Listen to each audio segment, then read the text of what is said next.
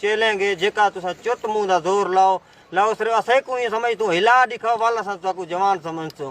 बाकी अल्लाह खैर करे से पंजाब पुलिस जिला रहीम यार खान डीपीओ एंड डीएसपी को मेरा ये पैगाम है जदी तू एक चक्कर असा कच्चे चाइना ला वालते दा सारा पता लग से तू रोड कंट्रोल करी चौकियां कंट्रोल करी थाने कंट्रोल।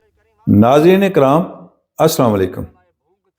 जब गुर्बत की शिद्दत हो, तालीम की कमी हो, मज़हब का शौक़ ना हो, पुलिस करप्ट हो, जागीरदाराना निज़ाम हो, कबायली दुश्मनियाँ हों, रियासती अदम तवज्जगी हो, इंसाफ बिकता हो, तो फिर अच्छे इंसान पैदा होने की बजाय बेरहम सफाक डंगर नुमा इंसान डाकू ही पैदा होंगे।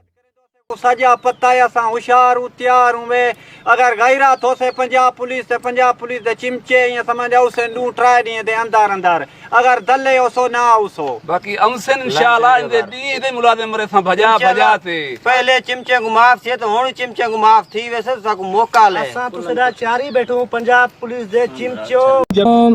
मैं शबीर लठानी बात कर रहा हूँ।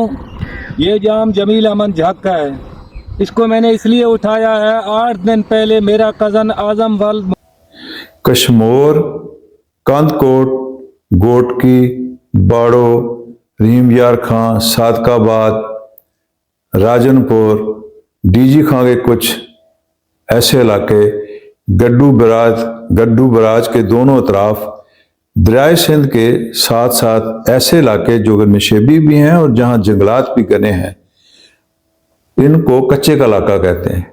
कच्चा ये इसलिए है कि यहाँ ना तो सड़कें हैं, ना कोई इमारतें हैं, ना आम लोग रहते हैं, क्योंकि दरिया के दिनों में यहाँ पानी आ जाता है। डाकुओं के लिए यह बेहतरीन जगह है।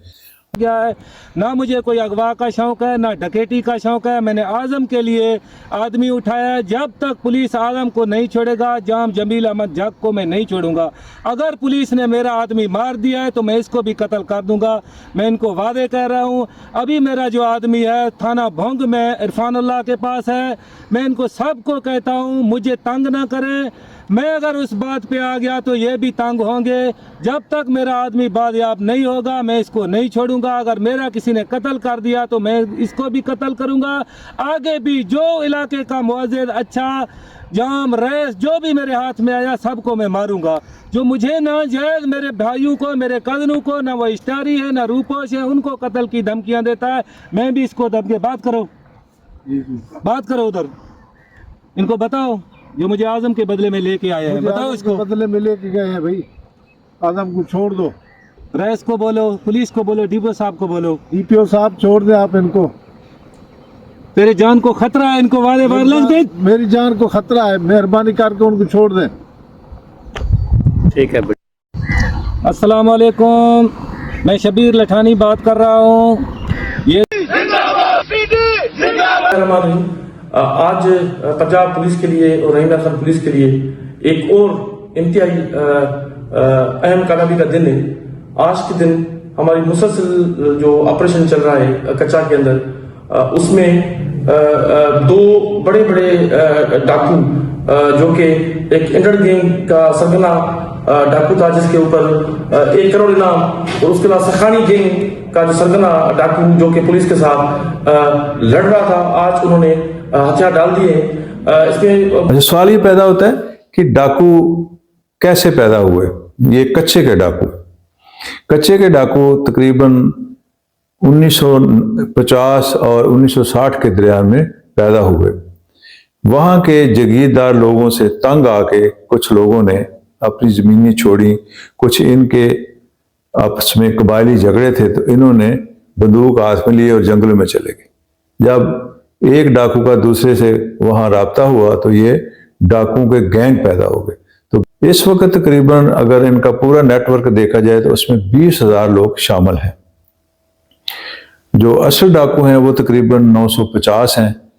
और इस वक्त जो बात जिसलिए मुझे वीडियो बनानी पड़ी वो ये है कि बहुत सारे लोग जो हैं वो सरेंडर हो चुके हैं।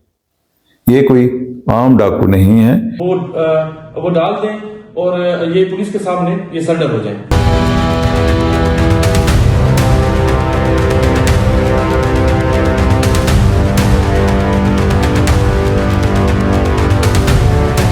बल्कि इनके पास जदीद असला जैसे रॉकेट लॉन्चर और खुदकार बंदूकें हैं।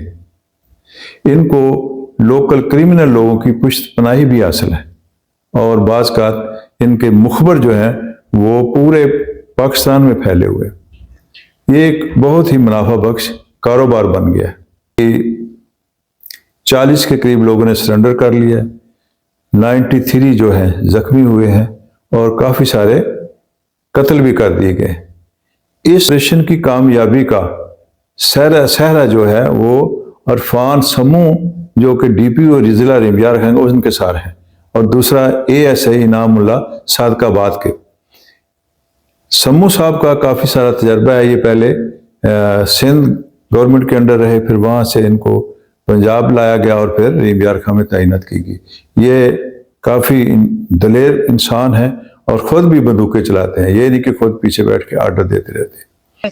मैं बहुत डर गया, मैं बुखार है, बीमार है, हर चीज़ है, मैंने छोड़ा गोली लगाते पाँव में, टंडे में, हर चीज़ में मेरा गोली लगाती है। देखो जख्म मैंने इसे छोड़ दे। कानकोट कितना FC है, बड़ा FC है, हमारा जिम्मेदार है, कितना है सुपरवाइजर है, वो सब कुछ मेरे को गोली मार दे। ये पट्टी देखो मैंने मार दिया, जालिम लोग यार, मैं छोड़ दो छोड़ दो।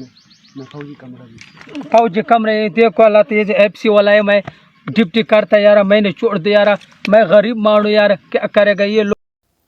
ये बंदे को पकड़ के मार के फिर वीडियो भी बनाते हैं।